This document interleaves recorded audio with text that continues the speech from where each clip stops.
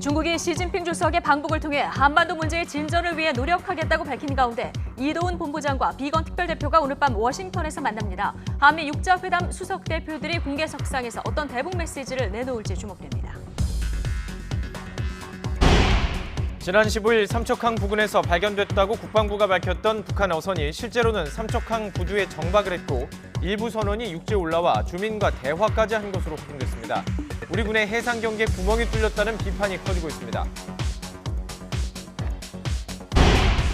검찰이 보안 자료를 이용해 가족, 지인과 함께 부동산을 사들였다는 혐의로 손혜원 의원을 불구속 기소했습니다. 손 의원은 조카가 건물을 사들인 건 문서를 받기 전이라며 조목조목 반박하고 있어 치열한 법적 공방이 예상됩니다.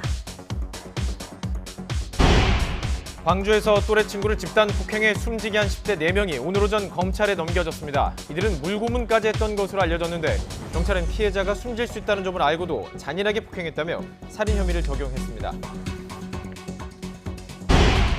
올해 장마는 예년보다 늦어져 이달 말에서 7월 초 사이에 시작될 것으로 예상됐습니다. 기상청은 평균적으로 장마가 중부지방은 6월 24일 전후 시작됐지만 올해는 엘니뇨의 영향으로 7월에 늦은 장마가 찾아올 가능성이 높다고 전망했습니다. 어젯밤 일본 야마가타현 인근 해상에서 규모 6.8의 강진이 발생해 15명이 다치고 9천여 가구의 전기 공급이 끊어지는 등 피해가 발생했습니다. 일본 기상청은 앞으로 일주일간 비슷한 규모의 여진이 발생할 수 있다며 주의를 당부했습니다. 네, 시청자 여러분 안녕하십니까? 6월 19일 수요일 뉴스앤 이슈 시작합니다. 내일 시진핑 중국 국가주석의 방북에 앞서서 한미 육자회담 수석 대표가 만나고 공개석상에서 대북 메시지도 내놓습니다. 방미 중인 이도훈 한반도 평화교섭 본부장은 북중 정상회담이 북미 협상을 견인하는 긍정적인 요소가 될 것으로 내다봤습니다. 워싱턴에서 김희준 특파원의 보도입니다. 북중 정상회담에 앞서 한미조 1차 이도훈 한반도 평화교섭 본부장이 미국을 찾았습니다. 한반도 비핵화와 평화 정착의 가장 큰 화두는 북미 협상의 조기 개최라며 미국과 그 방안을 협의하겠다고 밝혔습니다. 시진핑 중국 국가주석의 북한 방문은 긍정 평가했습니다. 좋은 방향으로 작용할 거라고 생각을 합니다. 빨리 조속한 재개 그리고 한반도 비핵화와 평화 정책의 진전을 이루는데 기여를 할 거라고 믿고 있습니다. 북중 밀착에 대한 경계감이 커지고 있지만 중국은 북한 비핵화를 위한 외교적 노력을 계속해왔다며 공조 역할에 방점을 찍었습니다. 북중 정상회담과 함께 김정은 위원장의 대미 친서 전달과 고 이희호 여사에 대한 조문 외교 등 조윤재 주미대사는 최근 이런 흐름을 거론하며 하노이 정상회담 결렬 이후 교착된 북미 대화 재개의 희망적 신호로 진단했습니다. 북한 지도자의 첫 북미 간, 남북 간 직접 소통이라는 점에서 긍정적인 동향이라고 보여집니다. G20 정상회의를 전후한 남북미 중의 연쇄 정상회담, 특히 트럼프 대통령의 방한까지 6월 숨가쁘게 돌아가는 한반도 시계는 비핵화 협상의 선순환을 이끄는 분수령이 될 전망입니다. 한편 이도훈 비건 한미육자회담 수석 대표가 나란히 한반도 관련 기조연설에 나서 북중 정상회담에 앞서 던질 메시지에 관심이 쏠리고 있습니다. 워싱턴에서 YTN 김희준입니다. 시진핑 중국 국가주석이 방북을 하루 앞둔 오늘 북한 노동신문을 통해서 한반도 문제와 관련한 대화와 협상에서 진전을 이루도록 기여하겠다고 밝혔습니다. 시 주석은 노동신문 기고문에서 북한 측과 의사소통과 조율을 강화하고 한반도 문제와 관련한 대화와 협상에서 진전이 이룩되도록 공동 추동해 지역의 평화와 안정, 발전과 번영을 위해 적극 기여할 것이라고 강조했습니다. 중국의 최고 지도자가 방북을 앞두고 북한 매체를 통해서 관련 입장을 밝히는 것은 이례적인 일이어서 앞으로 회담 결과가 더 주목됩니다. 미중 정상이 전화 통화를 갖고 오는 28일에서 29일 일본 오사카에서 열리는 G20 정상회의를 계기로 정상회담을 갖기로 확정했습니다. 트럼프 미 대통령은 현지 시간 18일 트위터에서 시진핑 중국 국가주석과 아주 좋은 통화를 했다면서 다음 주 일본에서 열리는 G20에서 장시간 회담을 가질 것이라고 밝혔습니다. 또 회담에 앞서 두 나라의 협상팀이 협의를 시작할 것이라고 덧붙였습니다. 미중 정상의 통화에서는 오는 20일에서 21일로 예정된 시진핑 주석의 북한 방문과 관련한 대화도 오갔을 것으로 관측되고 있습니다. 네, 자유한국당을 제외한 여야 사당이 힘겹게 국회 문을 열었지만 곳곳에서 지금 파열음이 가득합니다. 문희상 국회의장은 자유한국당이 요구한 경제청문회 대신에 경제 원탁회의를 꺼내면서 중재안을 내놨는데요. 여당이 난색을 나타내고 있습니다. 취재기자 연결하겠습니다. 조은지 기자. 네, 국회입니다. 네, 지금 국회 상황을 개문발차 이런 표현을 써서 얘기를 하던데요. 어쨌든 지금 회의는 열리고 있는 거네요. 네, 여야 사당은 상임위와 특위를 최대한 정상 가동해 한국당의 복귀를 압박하기로 했습니다. 1시간 전부터 국회 사법개혁특별위원회 전체 회의가 시작돼서 한창 진행 중입니다. 박상기 법무부 장관과 민감용 경찰청장이 나왔고 검경 수사권 조정안과 정보경찰 개편 방안 등 시급한 현안을 다루고 있습니다. 한국당은 항의의 뜻으로 윤한홍 간사 혼자만 참석했고 바른미래당 역시 검경 소위 위원장 몫을 요구하며 자리를 비웠습니다. 사개특위는 지난 4월 패스트트랙 전국에서 오신환, 권은희 의원의 불법 사보임 때문에 유명해졌는데요. 문재인 정권의 핵심 공약인 공수처법 등을 관철하기 위해 민주당과 뜻이 같은 의원들로 바른미래당이 사개특위 위원을 바꿨던 건데 당시 강제로 내쳐졌던 경찰 출신 권은희 의원이 다시 합류합니다. 다만 오신환 의원이 하던 검경 소위 위원장 자리를 고스란히 바른미래당 몫으로 권은희 의원이 이어받아야 한다고 주장하면서 교섭단체 합의가 필요하다는 민주당과 엇박자를 내고 있습니다. 오늘 법무부와 경찰청의 수장이 나오긴 했는데 구체적인 내용을 따지는 게 무의미하다는 시선도 있습니다. 그도 그럴 것이 사개특위 활동 시한이 오는 30일까지이기 때문입니다. 특위 활동 시한을 연장할지 아니면 법제사법위원회로 넘겨 논의를 이어갈지 모두 한국당과의 합의가 필수라 공회전하는 모양새입니다. 잠시 뒤 11시 반부터는 국회 기획재정위원회에서 김현준 국세청장 인사청문회 채택건이 다뤄질 예정입니다. 역시 현재로선 파행이 불가피해 보입니다. 한국당은 오늘 회의를 수년해달라고 요청했고 받아들여지지 않으면 불참하기로 내부 방침을 정했습니다. 아무래도 한국당 지도부가 청문회를 통해 어영부영 국회에 복귀하는 모양새가 될까 봐 우려하는 것으로 보입니다.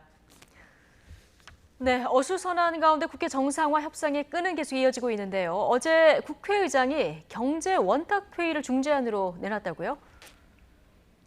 네, 한국당이 국회 정상화 조건으로 제시했던 게 경제청문회인데 문희상 국회의장이 경제 원탁회의라는 묘수를 냈습니다. 여당이 청문회라는 단어나 형식에 부정적이라서 문제라면 유연하게 할 수 있다는 의중이 반영된 것으로 보이는데요. 각 당의 경제통 의원들과 민간 경제 전문가들이 둘러앉아 현재 경제 상황을 토론하고 해법을 모색하는 자리를 만들자는 겁니다. 아무래도 경제청문회보다 수위가 낮은 자리가 될 텐데 한국당 나경원 원내대표는 시기나 형식, 방법은 상관없고 어쨌든 경제 문제를 짚고 넘어가야 한다고 긍정적인 답을 내놨습니다. 반면 민주당 이인영 원내대표는 국회를 정상화한 다음에 할 얘기지 지금 다룰 문제는 아니고 사리에도 맞지 않다고 반대 뜻을 나타냈습니다. 늘 중재 역할을 자임하는 바른미래당 오신환 원내대표는 오늘 기자들과 만나 한국당을 국회로 들어오게 해서 정상적으로 운영하는 게 중요한데 민주당이 한치도 양보하지 않고 고집을 부리면서 청문회든 원탁회의든 아무것도 안 하려는 무책임하고 독선적인 태도는 이해하기 어렵다고 지적했습니다. 또 한국당이 유연하게 입장을 바꿨고 명분을 주면 국회에 참여하겠다는데 집권당이 걷어차는 속내가 뭐냐고 답답한 심정도 호소했습니다. 추가 경정 예산안 심의 전에 소득주도 성장 등 문재인 정부의 경제 문제를 짚어야 한다는 정치권 공감대가 있는 만큼 경제 원탁회의로 한국당이 극적으로 국회에 복귀할 수 있을지 주목됩니다. 지금까지 국회에서 YTN 조은지입니다. 네, 지난 15일 사흘 전 떠내려온 북한 어선이 삼척항 인근에서 발견됐다 군이 발표를 했는데요. 알고 봤더니 삼척항 부두에 배를 대놓은 상태에서 우리 어민이 발견한 것으로 확인됐습니다. 북한 선원 가운데 일부는 육지에 올라와서 우리 주민과 대화까지 했다고 하는데요. 신고가 들어오기 전까지 군은 전혀 몰랐던 것으로 드러났습니다. 보도에 김세호 기자입니다. 지난 15일 북한의 소형 목선이 삼척항 부두에 정박한 모습입니다. 인민군과 방한복 차림의 선원 4명의 모습이 눈에 띕니다. 군은 당초에 해당 어선이 삼척항 인근에서 발견됐다고 밝혔습니다. 우리 군은 지난 6월 15일 06시 50분경 북한 소형 선박 한 척이 삼척항 인근에서 발견된 경위를 조사하였습니다. 하지만 해당 선박은 삼척항 어선 부두에서 우리 어민에 의해 발견됐습니다. 북한 선원들은 육지에 올라와 우리 주민과 대화까지 한 것으로 알려졌습니다. 군은 어민들이 근처 파출소에 신고할 때까지 이러한 내용을 까맣게 모르고 있었습니다. 해당 어선이 남쪽으로 130km를 내려오는 동안 감시망이 전혀 작동하지 않은 겁니다. 특히 어선이 부두에 정박한 점으로 미뤄 표류가 아닌 동력을 사용했고 복장 등으로 미뤄 선원이 아닐 수도 있다는 의혹도 제기됩니다. 북한 선원 4명 중 2명은 귀순 의사를 밝혀 남한에 남기로 했고 나머지 2명은 판문점을 통해 북으로 돌아갔습니다. 북한 선원이 삼척항에 도착해 육지를 활보한 사실이 알려지면서 해상판 노크 귀순이라는 비판과 함께 파장이 커지고 있습니다. YTN 김세호입니다. 정경두 국방부 장관은 북한 어선이 아무런 제재 없이 동해 삼척항까지 진입한 사건을 해상 경계 실패로 규정하고 책임져야 할 부분이 있다면 엄정하게 책임져야 할 것이라고 질타했습니다. 정 장관은 오늘 서울 국방부 청사에서 열린 전군 주요 지휘관 회의의 모두 발언에서 100가지를 잘해도 한 가지 경계 작전에 실패했다면 군은 국민의 신뢰를 얻을 수 없다면서 이같이 말했습니다. 이어 전력 운영 부분의 문제점을 식별해 조기에 보완해 나가야 한다며 장비 노후화를 탓하기 전에 정신적 대비 태세를 굳건히 해야 한다고 강조했습니다.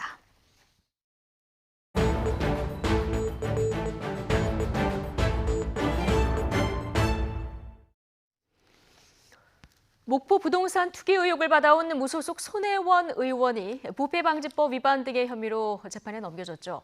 도시재생 계획이 담긴 목포시의 보완 자료를 이용해서 부동산을 사들였고 일부는 차명으로 소유했다는 게 검찰의 수사 결과였습니다. 하지만 손 의원 측은 부실 수사라고 즉각 반박하고 나서면서 앞으로 치열한 법적 공방을 예고했습니다. 취재기자 연결하겠습니다. 구장원 기자. 네, 사회부입니다. 네, 어제 수사 결과가 나왔는데요. 검찰의 기소 내용부터 좀 정리해보죠. 네, 지난 1월 시민단체 고발로 수사에 착수한 서울 남부지방검찰청이 5개월 만에 수사 결과를 내놨습니다. 손혜원 의원을 불구속 기소했는데요. 적용된 혐의는 부패방지법과 부동산 실명법 위반 2가지입니다. 우선 부패방지법 위반 혐의는 손 의원이 지난 2017년 목포시의 보안 자료, 말 그대로 일반인들은 볼 수 없는 비밀 정보를 입수했고 이를 자신과 지인의 부동산 투기에 이용했다는 겁니다.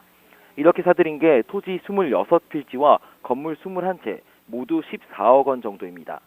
두 번째로 검찰은 손 의원이 창성장 등 건물 2채와 토지 3필지를 차명 보유했다며 부동산 실명법 위반 혐의를 적용했습니다. 조카를 명의자로 내세웠는데 손 의원이 매매 대금과 취등록세를 부담했고 실제 운영에 관여해 실소유주라고 봤습니다. 네. 핵심 쟁점은 손 의원이 이 비밀 자료를 투기에 이용했다는 것 같은데요. 구체적으로 어떤 자료입니까? 네, 해당 문건은 목포시가 만든 도시재생사업 계획서입니다. 목포시가 국토부가 주관하는 국가사업인 도시재생 뉴딜 사업에 참가를 준비하면서 만든 자료인데요. 향후 사업구역으로 선정될 경우 개발에 나설 구역 등의 정보가 담겼습니다. 손 의원은 사업 추진이 한창이던 지난 2017년 5월과 9월 2차례에 걸쳐 박홍률 목포시장 등으로부터 이 자료를 받았는데요. 검찰은 해당 자료가 개발구역이 담긴 정보여서 공무상 비밀이라고 봤습니다. 반면 손 의원 측은 해당 자료는 그 전에 이미 시민들에게 많이 공개된 자료였고 자료를 건네받기 2달 전인 2017년 3월에 이미 자신의 조카가 해당 구역의 건물을 사들였다며 검찰의 기소 내용을 조목조목 반박했습니다. 네, 자 이게 투기냐 투자냐 논란이 일었고요. 처음 의혹이 제기됐다는 건 손 의원이 국회의원 권한을 이용해서 투기를 벌였다 이거였는데요. 여기에 대해서 밝혀진 건 있습니까? 네, 이번 수사의 또 다른 쟁점은 손 의원이 목포의 문화재 거리가 지정되도록 문화재청 등의 압력을 행사했다는 의혹이었습니다. 국회 문화체육관광위원회 간사나 교육문화체육관광위원회 위원회 지위를 이용해 소관부처를 압박했다는 건데요. 하지만 검찰은 이 부분에 대해선 혐의를 확인하지 못했다고 밝혔습니다. 공모 절차나 문화재청 직원들의 진술을 볼 때 문화재 거리를 조성하는 과정에 손 의원이 관여했다는 증거를 찾지 못했다고 밝혔습니다. 다만 국토부 주관의 뉴딜 사업과 관련해서는 국토부 관계자들을 수차례 만나 목포가 선정돼야 한다고 강조했지만 이 부분에 대해서는 압력을 행사했다기보단 국회의원으로서 정상적인 의정활동이었다는 게 검찰 판단입니다. 네. 자, 손혜원 의원 입장도 나왔는데요. 검찰 수사 결과 전반에 대해서 지금 부인하고 있죠? 네, 그렇습니다. 손 의원은 어제 검찰 발표 직후 즉각 억지스러운 수사 결과를 납득하기 어렵다고 반발했습니다. 우선 손 의원은 목포 근대 목조주택 보존을 위해 자신이 부동산을 사들였다는 기존 주장을 재차 강조했습니다. 실제 시세 차익을 노리는 투기가 아니었고 이 부분에 대해선 검찰이 밝혀낸 게 아무것도 없다고 주장했습니다. 차명부동산 혐의에 대해서도 전면 부인했습니다. 조카 2명에게 자신이 증여를 했는데 여자 조카에게는 증여, 남자 조카에게는 차명으로 매입하겠다는 게 비상식적이라는 겁니다. 이어 재판을 통해 당당히 진실을 밝히겠다며 차명 부동산이 밝혀질 경우 자신의 전 재산을 기부하겠다는 입장에는 변함이 없다고 강조했습니다. 지금까지 사회부에서 전해드렸습니다. 친구를 집단으로 마구 때려 숨지게 한 10대들에게 경찰이 살인죄를 적용했습니다. 가해자들은 피해자를 조롱하는 가사로 노래를 만들고 심지어 물고문까지 했던 것으로 조사됐습니다. 취재기자 연결해서 자세한 이야기 들어보겠습니다. 나연호 기자. 네, 광주입니다. 가해자들이 피해자를 친구라고 부르면서도 잔혹하게 괴롭히고 또 때려 숨지게 했는데요. 경찰이 아침에 이 사건을 검찰로 넘겼죠. 네, 그렇습니다. 그동안 사건을 수사해온 광주 북부경찰서가 오전 8시 20분쯤에 가해자 4명을 검찰에 송치했습니다. 이들은 애초에 이 폭행치사 혐의로 구속돼서 조사를 받아왔는데요. 송치 단계에서는 이 살인죄가 적용됐습니다. 경찰이 수사를 해보니 피해자가 숨진 것이 우발적인 폭행이 아니었기 때문입니다. 부검 결과 온몸에 다발성 손상이 나온 게 결정적이었습니다. 피부 괴사와 이 갈비뼈 골절을 비롯해 지속적인 폭행 흔적들이 확인된 겁니다. 또 폭행 장면이 담긴 사진과 폭행 도구 등도 이를 뒷받침했습니다. 일부 가해자가 이렇게 계속 때리다가는 피해자가 죽을 수도 있겠다고 생각했다며 경찰에 진술했는데요. 경찰은 이를 바탕으로 폭행으로 피해자가 숨질 수 있다는 것을 가해자들이 충분히 알고 있었을 것으로 보고 있습니다. 그런데 피해자가 숨진 당일만 때린 게 아니라 평소에도 수시로 폭행하고 괴롭힌 정황도 확인이 됐다고요? 예, 그렇습니다. 숨진 피해자는 이 2달 넘게 가해자들로부터 폭행을 당해왔습니다. 얼마나 때렸는지 경찰은 피해자 몸이 성한 곳이 없을 정도로 상처투성이었다고 설명했습니다. 심지어 가해자들은 피해자를 협박하며 병원 치료도 받지 못하게 했습니다. 병원 진료 중에 범행이 알려질 것을 우려했기 때문입니다. 여기서 그치지 않고 폭행당한 피해자를 놀리는 노래를 지어서 조롱하기도 했습니다. 심지어 물고문한 정황까지 드러났습니다. 세면대에 물을 가득 담고 피해자 머리를 강제로 집어넣은 겁니다. 이들은 재미삼아 괴롭혔다는 것 외에 수시로 폭행하고 괴롭힌 이유가 없었습니다. 이렇게 친구를 숨지게 한 10대 4명은 시신을 방에 버려둔 채 도주했다가 다음날 경찰에 자수했습니다. 지금까지 광주에서 YTN 나연호입니다. 자율형 사립고 자사고 재지정 평가를 둘러싸고 논란이 계속돼 온 전주 상산고등학교의 평가 결과가 내일 나옵니다.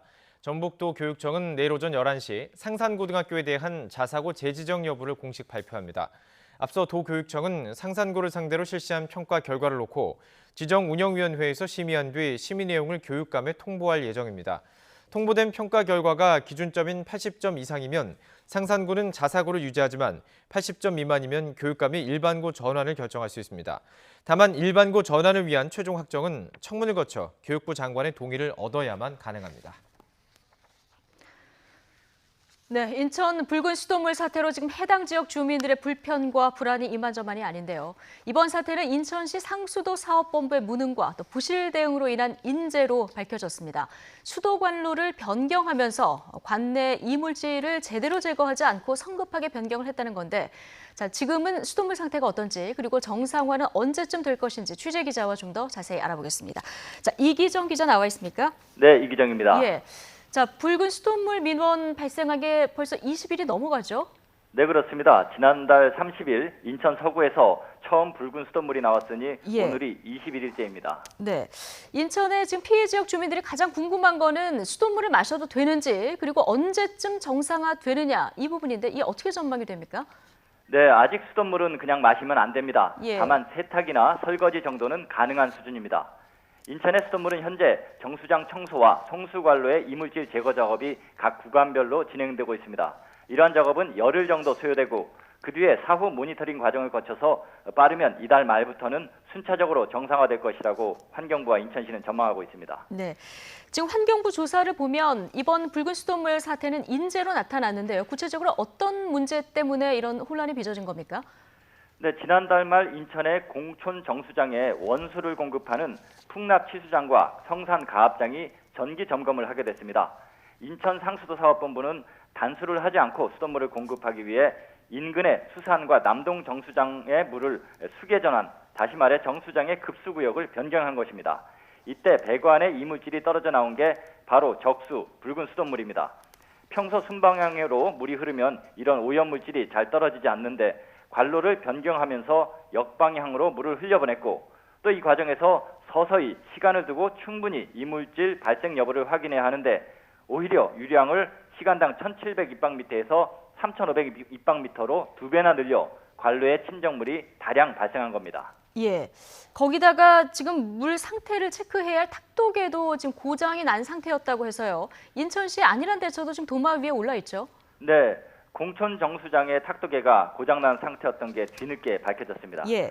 깨끗해야 할 정수장이 오히려 이물질 공급소 역할을 한 것입니다. 이것이 바로 적수 사태의 장기화를 초래한 이유 가운데 하나입니다. 이렇게 공천 정수장 자체가 오염됐는데도 인천시는 이러한 사실을 제대로 파악하지 못했던 겁니다. 그래서 지난 7일 붉은 수돗물 사태 발생 9일 만에 인천시 행정부시장이 기자회견을 했는데 적수는 서구 지역에 한정됐다. 다른 지역은 문제없다. 이렇게 매우 안이하게 대책 마련 회견을 가진 겁니다. 예. 그 시각에 수도꼭지에서 붉은 물이 나오고 있는 영종 지역과 광화 지역의 주민들이 분노할 수밖에 없었던 겁니다. 예. 그러니까요. 붉은 수돗물 사태에 대해서 해당 지역 주민들 불안, 불만이 이만저만이 아닐 텐데 지금 주민들이 비대위도 구성을 했다고요? 네. 3주 가까이 피해를 입은 인천의 서구와 중구, 영종 주민들이 비상대책위원회를 출범시켰습니다. 이들은 책임 있는 정치인들에 대한 주민 소환 운동을 전개하겠다고 밝혔습니다. 피해 지역 4개 주민단체로 구성된 비대위는 어제 기자회견을 열고 박남춘 인천시장은 이번 재난 사태에 대한 책임 범위를 명확히 밝히라고 압박했습니다. 비대위는 또 서구와 영종도 25개 동 가운데 7개 동만 미추홀 찬물을 지원받고 나머지 지역은 단 한 병의 생수도 제공받지 못했다며 무제한 생수 공급과 명확한 피해 보상 기준을 마련하라고 요구했습니다. 예. 기자가 현장에 나가보면 해당 지역의 식당 자영업자들은 수돗물 불신으로 인해 손님들 발길이 줄어서 매출이 뚝 떨어졌다고 합니다. 또 어린아이들이 오염된 수돗물로 씻으면서 피부병이 생겼다면서 병원을 찾는 사례도 이어지고 있습니다. 예. 지금 학생들이 먹는 학교 급식도 걱정이 되는데요. 제대로 급식은 제공이 되고 있습니까? 네, 서구와 영종 강화 지역에는 156개 초중고등학교가 수돗물을 제대로 사용하지 못하고 있습니다. 그래서 생수와 그 수차로 물을 공급받으면서 비상급식을 하고 있습니다. 142개 학교는 생수와 그 수차를 이용해서 요리를 하고 있고 14개 학교는 빵과 과일 등 대체급식을 실시하거나 현장 학습 등 재량 휴업을 하고 있습니다. 네. 지금 어쨌거나 인천시는 최대 비상사태를 맞고 있는 건데요. 지금 어떻게 대책을 마련하고 있습니까? 네, 박남춘 인천시장은 어제는 상수도 사업본부장과 공천 정수사업소장을 직위 해제했습니다. 사태가 수습되면 외부 감사를 통해 결과에 따라 추가 인사 조치도 하겠다는 입장입니다. 수질 개선과 관련해서는 3단계 계획에 따라 청소와 배수 작업을 계속 진행 중입니다. 문제는 향후 피해 주민들에 대한 지원과 보상인데 이 부분은 매우 민감해서 인천시도 확실한 입장을 내놓지 못하고 있습니다. 다만 상하수도 요금은 피해 발생 이후부터 전액 면제하고 생수와 필터 구입비, 저수조 청소비 등도 영수증을 제출하면 실비 지원한다는 정도의 원칙을 마련해 놓고 있습니다. 그런데 필터 교체 비용도 지원한다고 하지만 필터도 비싼 제품이 있고 싼 게 있지 않습니까? 그래서 정산에 이견이 있을 수 있습니다. 이처럼 수돗물이 정상화된다고 해도 그 뒤에 풀어나가야 할 문제가 산적했다는 것을 의미합니다. 지금까지 YTN 이기정입니다. 네, 최근 비가 자주 내리고 있지만 장마가 시작된 건 아니라고 합니다. 올해 장마는 예년보다 일주일 정도 늦은 지각 장마가 될 거라는 전망이 나왔는데요. 전 세계적인 기상이변을 몰고 오는 엘니뇨가 또 원인이라고 합니다. 취재기자 연결해서 자세한 장마 전망 들어보겠습니다. 정혜윤 기자. 네, 기상TV입니다. 예, 요즘 비가 자주 내려서요. 장마철로 접어든 건 아닌가 싶었는데 본격적인 장마는 오히려 예년보다 좀 늦어진다면서요? 네, 그렇습니다. 최근 비가 자주 내리고 있지만 이 장마 전선상에서 내리는 비는 아니고요. 저기압이 통과하거나 대기가 불안정해지면서 내리는 소나기입니다. 현재 장마 전선은 중국 남부에서 일본 남쪽 먼바다까지 형성돼 있는데 아직 제대로 모습을 갖추지 못하고 있는 데다 북상도 늦어지고 있습니다. 예년 장마 시작일을 보면 제주도는 6월 19일에서 20일입니다. 보통 오늘쯤 장마가 시작됐다는 얘기입니다. 남부는 6월 23일, 중부는 6월 24일에서 25일입니다. 있습니다.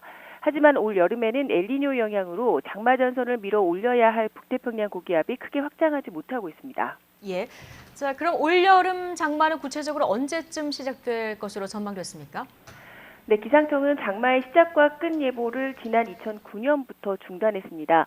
기후변화로 장마가 불분명해지면서 장마 기간을 예보하는 게 사실상 무의미해졌기 때문인데요.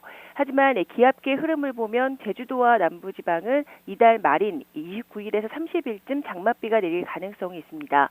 하지만 중부지방은 7월은 돼야 본격 장마권에 들 것으로 보입니다. 기상 관측 이래 7월에 장마가 시작되는 것은 중부가 5차례, 남부는 4차례에 불과합니다. 장마는 늦게 시작되지만 장마 기간 국지성 호우가 쏟아질 확률은 여전히 높기 때문에 철저한 대비가 필요해 보입니다.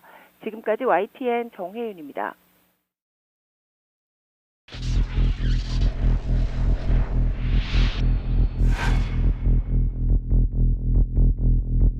이미 분쇄와 소각 과정을 거친 상태로 경찰은 국과수에 감정을 의뢰했습니다.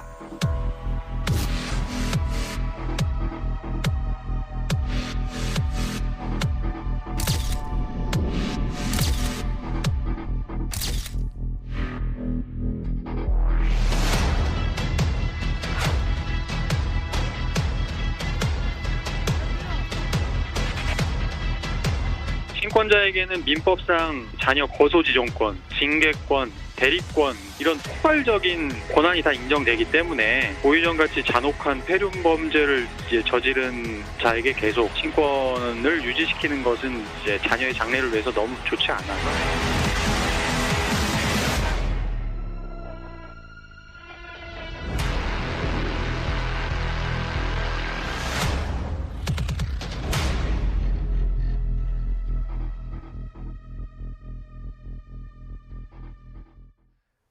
유가족들의 마음이 더 간절해지고 있습니다. 유해 한 점도 없이 장례식을 어떻게 치르겠느냐는 건데요. 하지만 발견된 유해 추정 물체는 이미 많이 훼손된 상황이어서 DNA를 확인하지 못할 것이다. 이런 우려도 나오고 있습니다.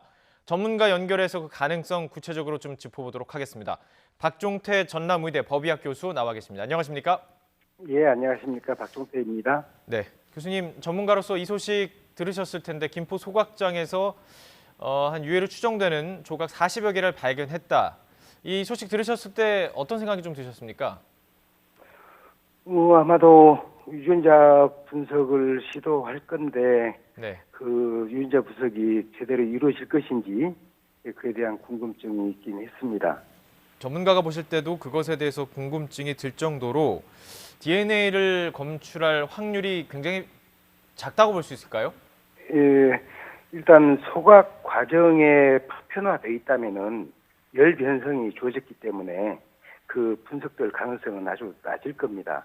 하지만 제가 가지고 있는 기본적인 과학수사의 자세는 뭐냐면은 일단 가능성이 낮더라도 시도해보는 것이죠.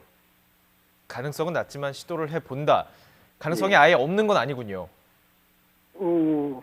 그건 알 수 없죠. 일단 시도해서 안 나오면 어쩔 수 없는 것이지만은 나올 가능성이 혹시 설사 낮더라도 그 뼈 조각이 좀이라도 남아 있다면 시도하는 것은 전혀 가치가 없다고 생각할 수 없을 겁니다. 혹시 이게 몇 퍼센트 정도의 확률이 있는지 뭐 연구된 결과는 있습니까? 일단 화장터에서 화장된 유골에서는 분석이 안 되는 걸로 알려져 있습니다. 아, 그렇군요. 그러니까 소각장 온도는 어느 정도인지 모르겠어요. 예, 알겠습니다. 근데 700도 이상이 되면은 분석이 안 된다라는 이야기는 있지만은 이제 600도 또 650도 그때 과연 될 것인가 하는 것은 아직 모르겠어요. 네네. 지금 500에서 한 600도 정도기 때문에 지금 지름이 한 1, 2cm 정도로 지금 작아진 상태입니다. 뭐 크기는 상관이 없을까요? 물론 크기도 상관이 전혀 없는 건 아니지만은 소각 과정에 그게 파편화됐다면은 그 가능성이 아주 낮아지는 거죠. 아, 그렇군요. 이게 그 훼손을 물리적인 훼손을 해서 1, 2cm 조각이 됐다면은 가능성은 아주 높습니다. 하지만 소각으로 인해서 파편화돼서 1 내지 2cm 정도 남았다면은 그것은 그 열성 변화가 상당히 좋아졌을 걸로 생각이 되고 그렇다면은 가능성은 높지 않아 보입니다만은 일단 그래도 해야죠. 열이 높아서 이게 분해가 된 것이라면 아무래도 DNA 검출이 어려울 것이다 이렇게 지금 보고 계신데 예. 자 일단 보통 이 법의학 과정에서 일단 육안으로 확인을 한 뒤에 이제 국과수에 의뢰를 하는 경우가 참 많은데 육안으로 볼 때도 예. 이게 동물뼈와 사람의 어떤 그 유해 구분하기가 어렵습니까? 사실 파편화돼 있는 조그만 조각으로 돼 있는 것은 구분이 어렵습니다. 예. 관절이 남아 있다거나 그러면은 관절의 형태, 이제 의사들은 그 뼈에 대해서 공부를 하잖아요. 예. 근데 이제 관절이랄지 전체 그 관절과 관절 사이 뼈의 모습 네. 이런 것들로 해서 동물뼈인가 인간뼈인가를 이제 구분을 하는데 예. 뼈 조각 가지고는 알 수 없는 거죠. 그러면 이게 DNA 외에 그 법적인 증거물로 채택될 수 있는 어떤 다른 방법은 없습니까? 참 어려운 질문입니다. 예. 아무래도 현재 DNA 감정이 가장 증거력이 높은 걸로 되어 있고, 예. 그다음에 그분 이제 피해자의 유골이다라는 걸 이야기할 수 있는 방법이 현재 제가 알고 있는 상식으로는 없습니다. 그렇습니다. 알겠습니다. 자, 지금 그렇다면 시신을 찾는 방법밖에 없습니다. 지금 바다에 뿌린 것으로 확인되는 봉투에 담아서 뿌린 것이 이 시신이 발견되면 가장 좋을 텐데 이 시신이 보통 어느 정도 시간이 지나면 부패해서 이게 떠오르는 것으로 알고 있거든요. 이게 예, 그러죠. 부패해서 떠오른다는 것이죠. 방금 그렇게 말씀하셨잖아요. 예. 부패하면서 부패 가스가 형성이 되고 그 부력으로 작용해서 뜨는 겁니다. 지금 날짜가 20일 정도가 지났습니다. 그렇다면 지금 시기가 어떻습니까? 떠오를 시기입니까? 진즉 떠오를 시기이긴 하죠. 그런데 어느 정도 어찌 보면 토막을 냈다고 표현을 해도 될지 모르겠습니다. 예. 훼손 방법이 토막 예. 이런 식으로 그렇다면은 이제 부패가 돼서 가스가 형성이 되고 부력을 형성하는 그런 정도가 이제 온전한 시신에서의 속도와 네. 부분 조각에서의 그 속도는 다르지 않겠습니까? 예. 예. 그렇기 때문에 20일 정도 지났으면 뜰 걸로 생각은 되지만은 그 버린 신체 조직이 무엇인가에 따라서 다를 수도 있고 그렇게 생각이 됩니다. 알겠습니다. 그럼 어쨌든 지금 수색 범위 또 수색을 좀 철저히 해야 될 것 같은데요. 같은 사건에서 또 다른 조금 의문점들이 존재하는 것이 있죠. 의붓 아들 사망 사건입니다. 이 부분에 대해서 지금 경찰과 현재 남편 H씨와의 진술이 엇갈리는 상황인데 그 의붓 아들이 숨졌을 당시에 10년의 그 베테랑 경력을 가지고 있는 이 H씨가 심폐소생술을 했다는 거예요. 경찰은 이제 흔적이 없다고 주장하는 거고 H씨는 어린아이기 때문에 강하게 하지 않았다 이렇게 얘기하고 있습니다. 전문가가 보실 때는 어떻습니까? 이제 법학에서 생활반응이라는 걸 아주 중요하게 이야기를 합니다. 예. 이미 사망이 완료되면은 이제 순환이 이루어지지 않죠. 예. 그런데 심폐소생술을 하면은 그 심폐소생술 압박 힘에 의해서 주변에 출혈이 생기는 건데 네. 사망이 이루어지면 그 출혈이 안 생기는 거죠. 아, 숨진 뒤에 하면 안 생기는 거예요. 아버지는 심폐소생술을 했다고 하니 한 것이죠. 하지만은 이제 시신을 보고 판단하는 분들 입장에서는 그게 안 보이면은 그 말을 할 수가 없는 거죠. 예. 그렇다면 현재 상황만 놓고 보면 심폐소생술을 했는지 안 했는지를 정확하게 사실은 표현할 수는 없는 거군요. 일단 그렇죠. 아무것도 그걸 없는 이야기할 거죠. 수는 없습니다. 왜냐하면은 사망한 상태로 발견이 되기 때문에. 그렇군요. 사망 전이라면 어떤 생물 반응이 있기 때문에 피가 좀 나온다거나 뭐 부러지는 것들 같은 것도 나올 수 있지만.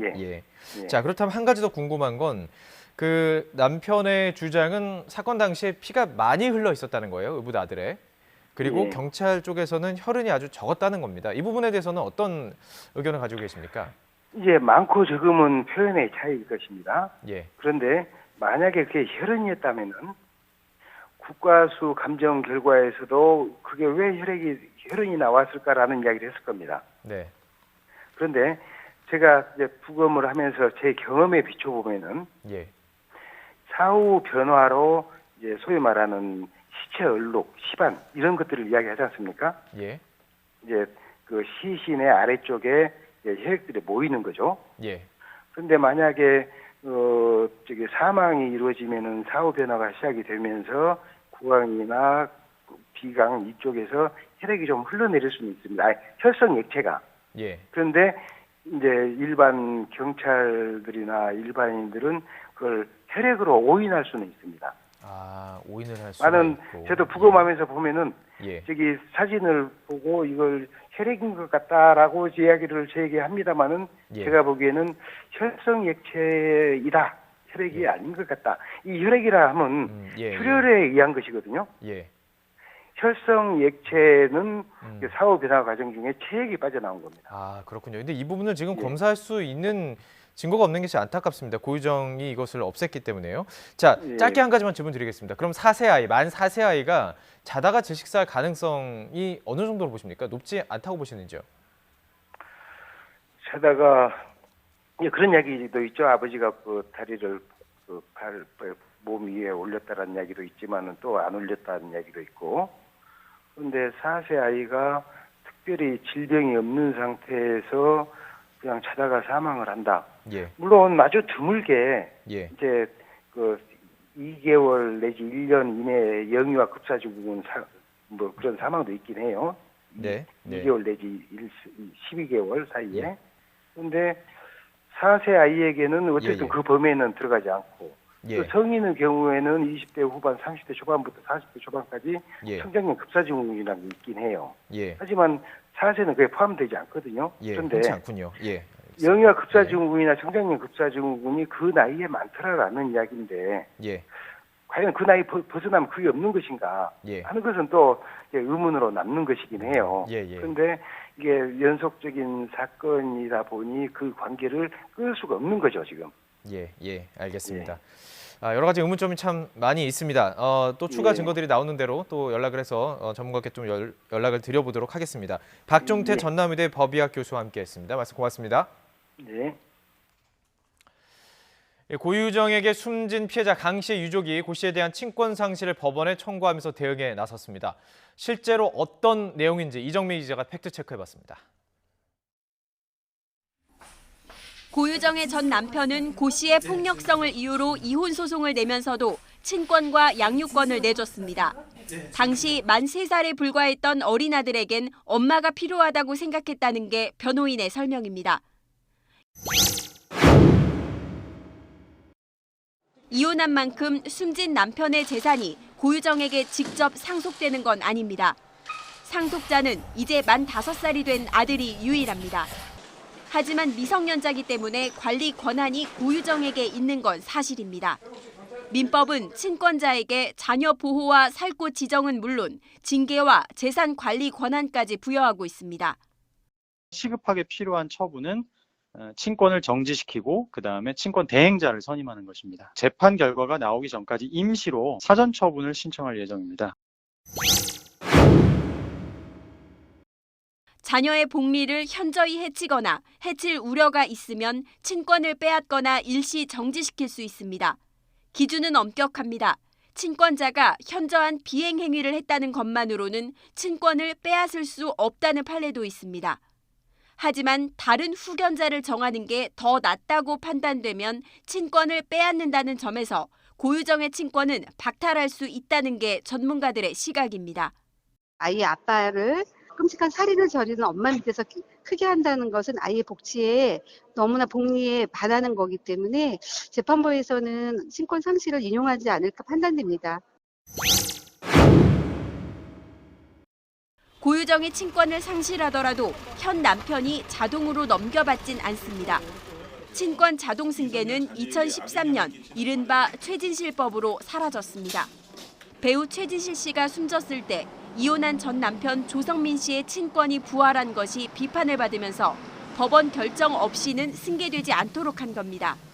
설령 승계가 가능하다 해도 현 남편은 전 남편의 아들과 아무 관계가 없어서 친권자가 될 수 없습니다. 유족은 고유정의 친권과 양육권을 박탈하고 삼촌을 후견인으로 지정해달라는 입장입니다. 하지만 이혼 이후 외조부모가 계속 양육했다는 점에서 법원이 친권만 박탈하고 아이 정서를 위해 양육 환경을 유지할 가능성도 배제할 순 없습니다. YTN 이정미입니다. 경제청문회 받아라 못 받는다. 여당과 제1야당이 여전히 평행선인 상황에서 여전히 등원을 거부하고 있는 한국당. 그런데 윤석열 검찰총장 후보자 청문회는 벼르고 있습니다. 국회 복귀의 출구 전략이 될 수 있을까요? 또 국회의장이 경제청문회 대신 내놓은 끝장 경제원탁회의는 또 다른 정상화의 고리가 될 수 있을지도 관심인데요. 잠시 뒤 민주당 최재성, 한국당 김용태 두 분 의원께 질문 드려보겠습니다. 2부에서 뵙겠습니다.